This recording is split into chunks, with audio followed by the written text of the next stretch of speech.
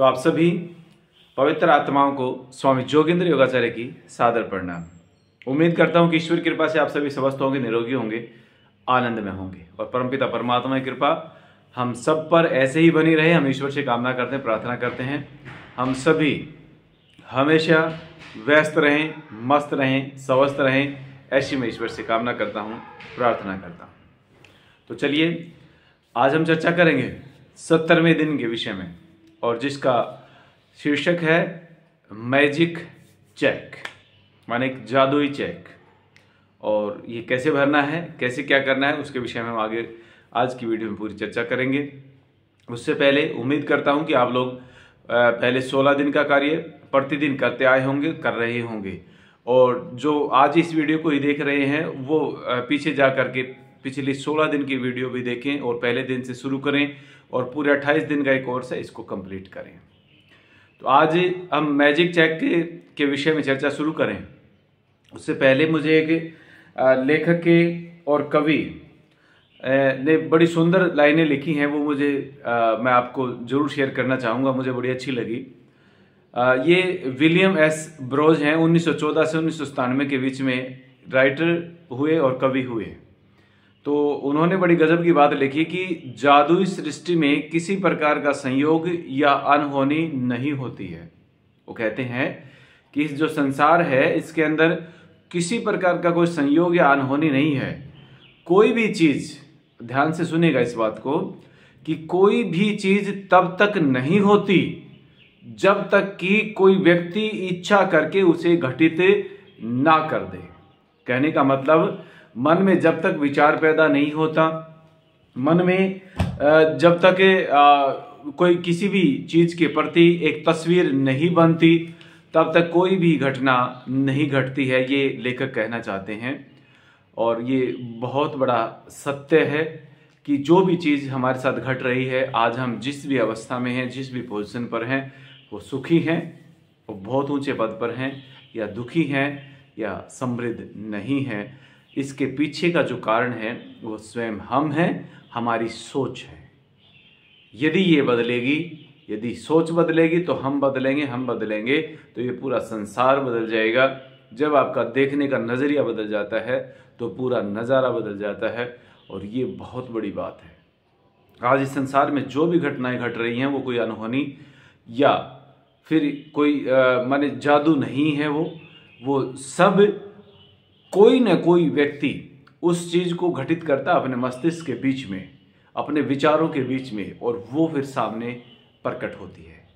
तो इसीलिए यहाँ पर जो लेखक ने कहा वो सत्य है, और हमने तो खुद इसको अपने जीवन में जिया है, एक एक चीज को। तो आप भी जो पिछले दिन से अभ्यास कर रहे हैं उनको तो स्वयं पता चल ही गया होगा। तो चलिए आज हम चर्चा कर रहे हैं मैजिक चेक।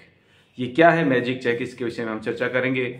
तो मैजिक चेक की तस्वीर जो है ना, वो आपको पहले शुरुआत में भी आपने देखी होगी, और अब भी बीच में हम उसकी तस्वीर जो है ना, लास्ट में मैं उसकी तस्वीर डाल दूंगा, और उसी को आप स्क्रीनशॉट लेकर के आप उसका प्रिंट निकलवा करके उसको भर लेंगे। उसमें क्या भरना है वो हम आगे चर्चा करेंगे, लेकिन अभी के लिए हम ये जरूर जान लें, यदि आप निश्चित रूप से, यदि आज आपके पास कम मात्रा में पैसा है, माने थोड़ा पैसा है, और यदि आप उस धन से जितना आपके पास में है, जितना पैसा आपके पास में है, उससे संतुष्ट नहीं हैं, यदि आप अपनी आर्थिक स्थिति से संतुष्ट नहीं हैं, तो फिर आप यकीन मानिए कि आप जीवन में कभी भी अधिक धन को प्राप्त नहीं कर पाएंगे। आपके पास जितना भी है उसके प्रति कृतज्ञ होना पड़ेगा, तभी और ज्यादा धन के लिए रास्ता खुलेगा। आज हमारे पास जितना भी धन है उसके लिए कृतज्ञ हो जाइए, क्योंकि ये तय है। यदि आप अपने पास जितना भी धन है उसके प्रति संतुष्ट नहीं है, माने असंतुष्टता हमारे मन में है, यदि धन से संबंधित शिकायतें आपके मन में रहती हैं, यदि धन के प्रति ईर्ष्या का भाव आपके मन में रहता है, यदि धनवान व्यक्तियों के प्रति या धन के प्रति आपके मन में द्वेष का भाव रहता है, यदि धन के प्रति आपके मन में चिंता का भाव रहता है, यदि धन के प्रति आपके मन में डर का भाव रहता है, तो फिर आप यकीन मानिए ये परिस्थितियाँ और बढ़ती जाएंगी और बढ़ती जाएंगी और बढ़ती जाएंगी। और इवन यहाँ तक भी सृष्टि का नियम तो ये भी कहता है कि यदि आप ये भाव आपके मन में रहे तो फिर जो आपके पास है वो भी आपसे ले लिया जाएगा। कहने का अभिप्राय है, यदि धन के प्रति आप कृतज्ञ नहीं हैं तो जो आपके पास है वो भी आपसे ले लिया जाएगा और आप और गरीब होते जाएंगे और गरीब होते जाएंगे। और यदि आप धन के प्रति कृतज्ञ हैं तो फिर जो आपके पास है वो और ज़्यादा दिया जाएगा और आप समृद्ध होते जाएंगे और समृद्ध होते जाएंगे। ये सृष्टि का नियम कहता है। तो यहाँ पर सोचने की बात यह है, यदि हम बार बार धन के प्रति शिकायतें करते रहते हैं तो हमारे सामने परिस्थितियां और ज़्यादा पैदा होंगी कि हम और शिकायतें करें, हम और शिकायतें करें।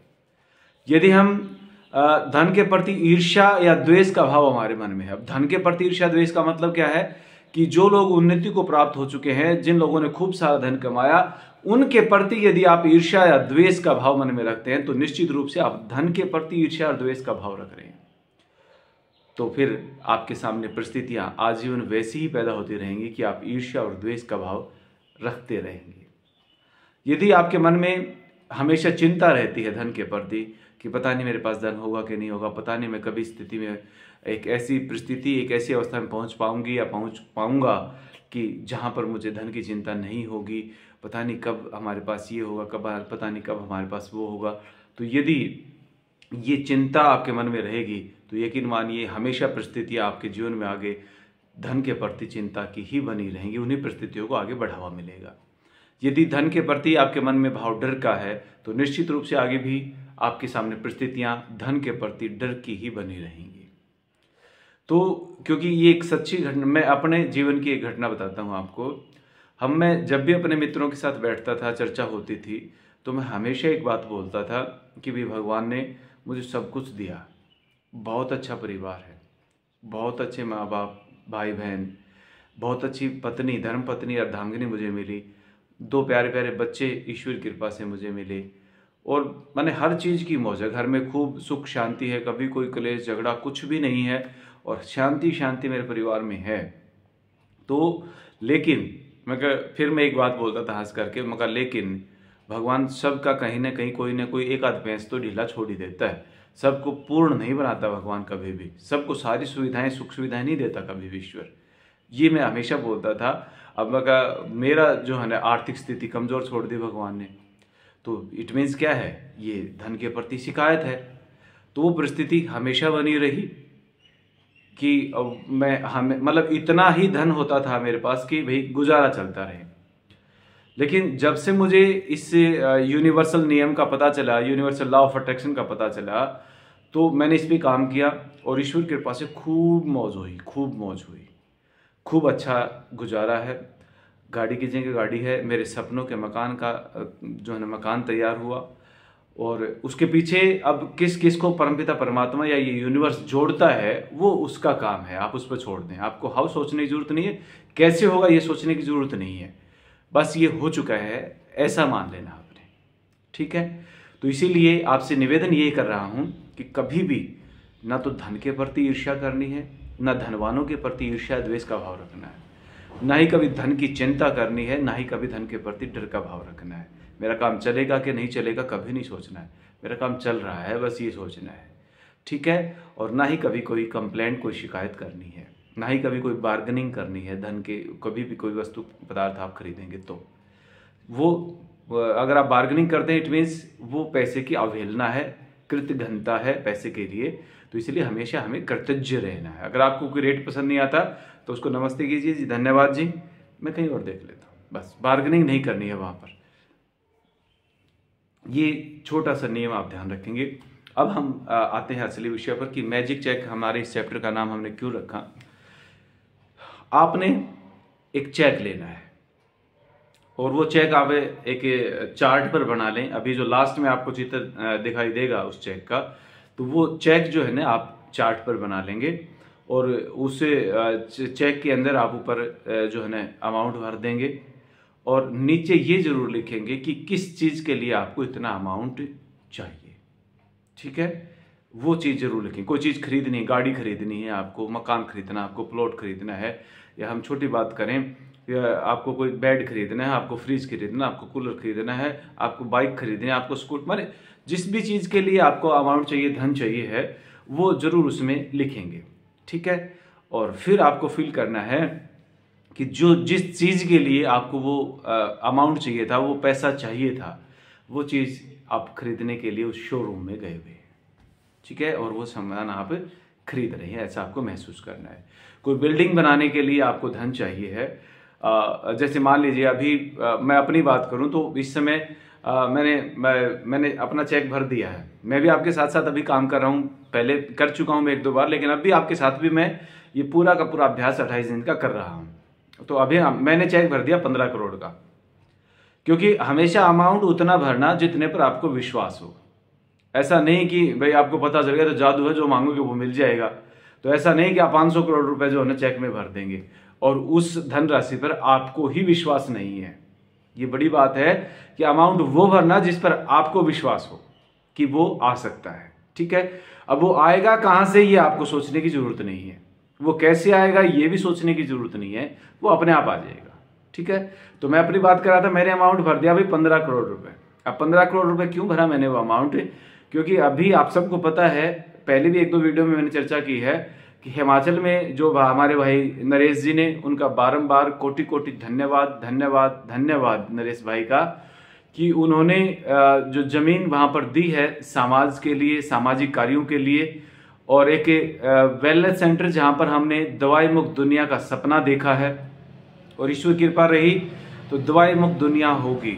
और दुनिया का देखो, मेरे लिए दुनिया का मतलब है जो मेरे संपर्क में लोग हैं, ये नहीं कि पूरी दुनिया ही उसमें आ जाएगी। अगर पूरी दुनिया संपर्क में आती है तो पूरी दुनिया भी होगी। तो जो जो लोग मेरे संपर्क में हैं, आप जो इस वीडियो को देख रहे हैं, आप मेरे संपर्क में हैं, तो आप सभी बिना दवाई के अपने जीवन को जिएंगे, बिना दवाई के जिएंगे, स्वस्थ रहते हुए जिएंगे, इस इंटेलिजेंट बॉडी का प्रयोग करेंगे। तो वो दवाई मुक्त दुनिया का सपना देखते हुए वहां पर एक प्राकृतिक चिकित्सालय का निर्माण वहां पर होगा, और साथ ही एक आदर्श जीवन दर्शन गुरुकुल का सपना हमने देखा है। वहां पर वो आदर्श गुरुकुल की बिल्डिंग भी जो है ना वहां पर होगी, और वहां पर एक अलग ही तरह के बच्चे वहां से निकलेंगे, जो कि एक नए भारत के बच्चे होंगे, जिनमें भारतीयता, चेतनता और विज्ञान का समावेश होगा। माने एक हाथ में वेद और एक हाथ में लैपटॉप, दोनों का समन्वय बना करके हम वहां पर चलेंगे।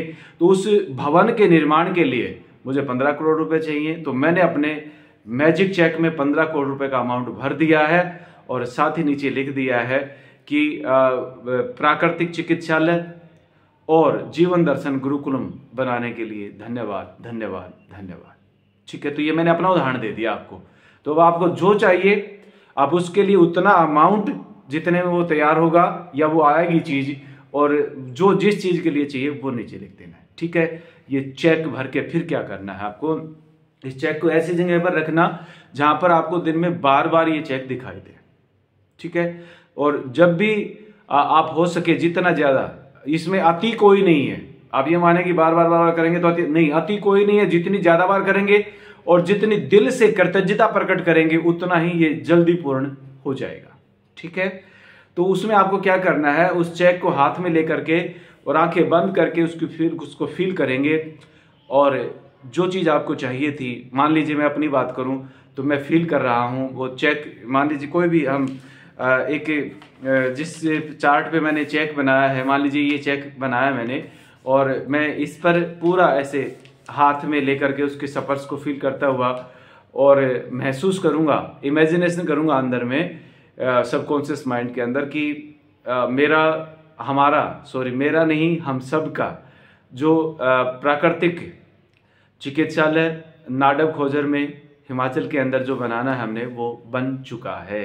वो अमाउंट मुझे मिल गया, हमें मिल गया, और हमारा प्राकृतिक चिकित्सालय बन गया है, और हमारे जीवन दर्शन गुरुकुलम की जो भवन है वो भी तैयार हो गया है, और वहाँ पर हमने चिकित्सा करनी शुरू कर दी और बच्चों का एडमिशन करना शुरू कर दिया है।